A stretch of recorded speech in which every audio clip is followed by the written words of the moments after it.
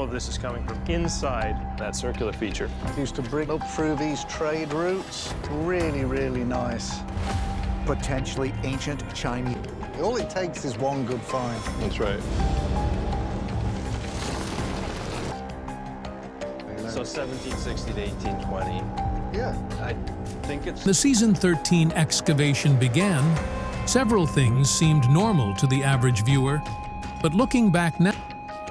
For more than 2 centuries, Oak Island has occupied a strange place between documented history and unresolved speculation. Thousands of excavations, dozens of theories, and generations of searchers have failed to deliver definitive proof of what, if anything, was hidden beneath its soil.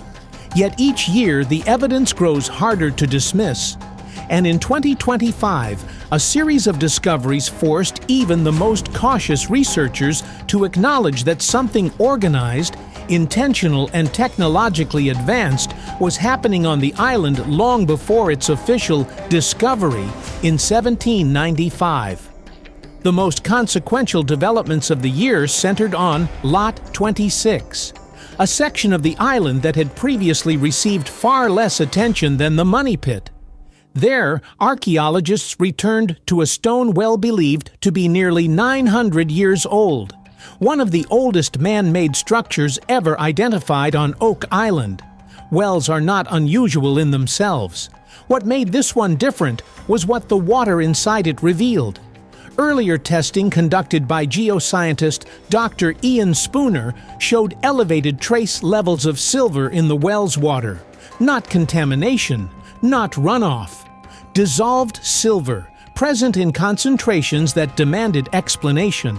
Silver does not naturally leach into groundwater at that level without a nearby source. The implication was unavoidable. Something containing silver had been placed into, or very near, the well. When the team began pumping the well dry, they encountered dense layers of sediment, rounded stones, and angular rocks that did not belong together geologically.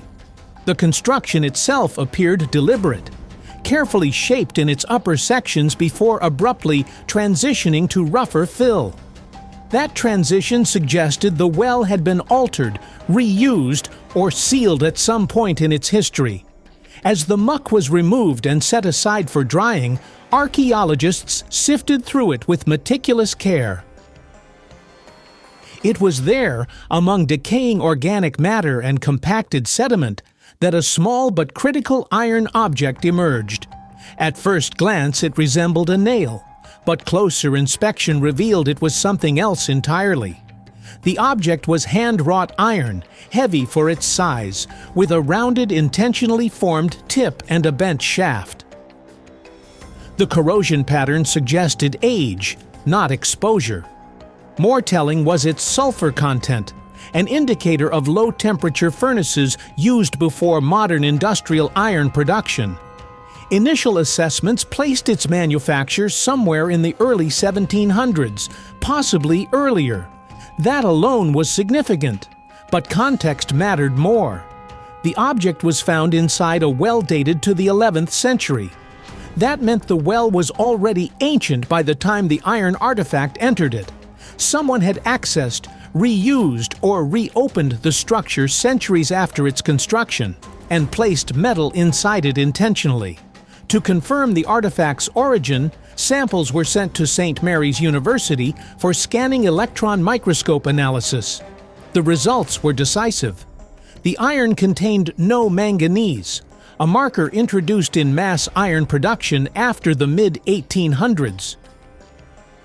Its composition matched hand-forged iron from the 17th to early 18th century.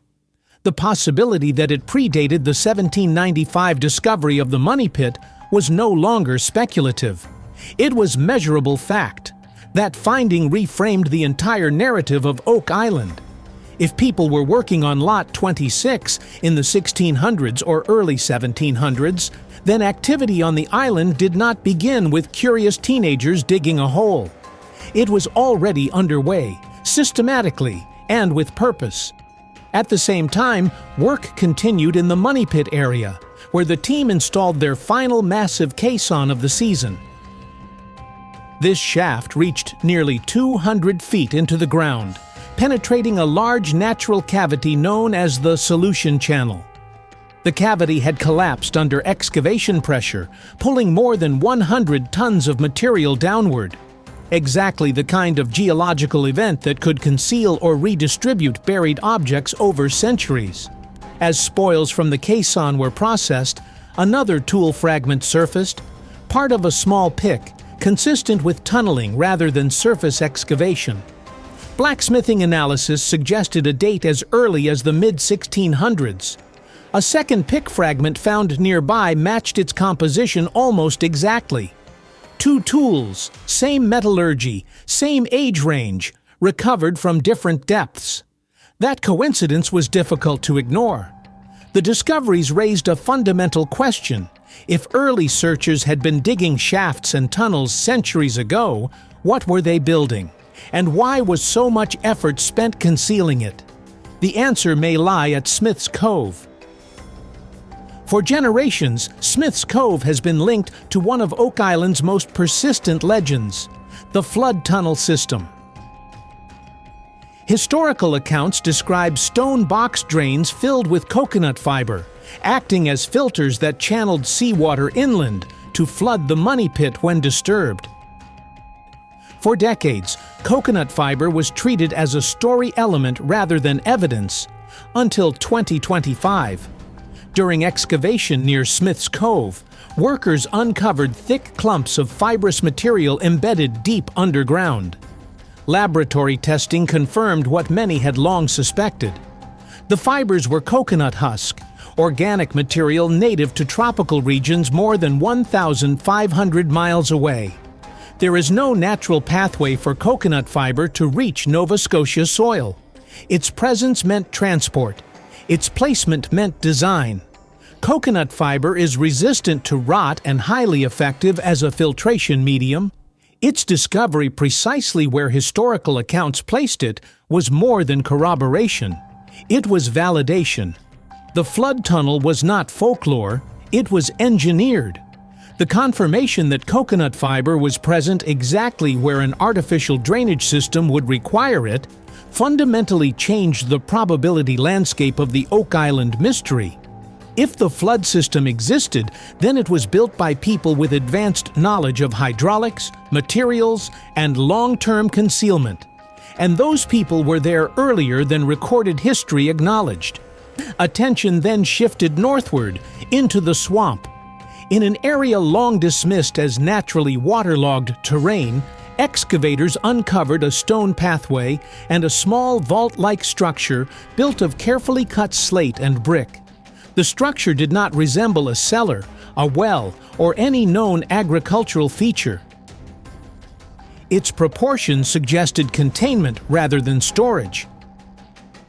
Inside, the team recovered multiple iron objects, including a handle that appeared to belong to a chest mechanism and a wrought iron crank.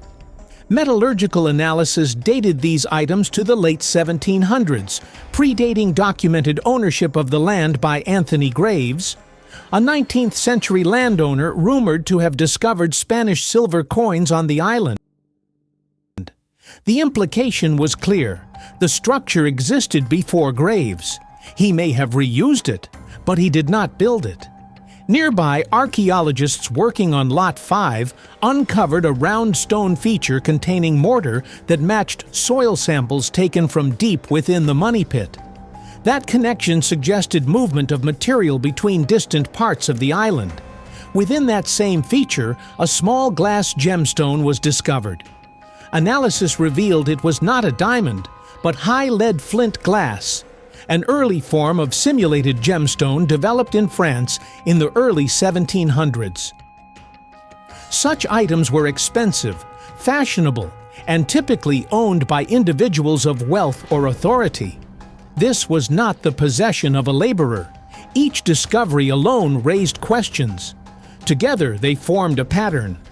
By the end of the 2025 season, Oak Island had yielded evidence of human activity predating the money pit discovery, advanced tunneling tools from the 1600s, a sophisticated flood tunnel filtration system, imported tropical materials, high-status personal artifacts, vault-like structures built to contain valuables. What had once been dismissed as legend was now supported by physical, datable evidence. The team did not claim victory. No treasure was lifted from the ground. No final chamber was opened. But something more important emerged: context. Oak Island was not the product of random curiosity or repeated accidents. It was a site of deliberate, sustained activity involving engineering knowledge far beyond what isolated settlers would possess. The mystery did not collapse. It sharpened. After more than 200 years, Oak Island in 2025 no longer asks whether something happened there. It asks who came first and how much they were willing to do to ensure no one ever found it.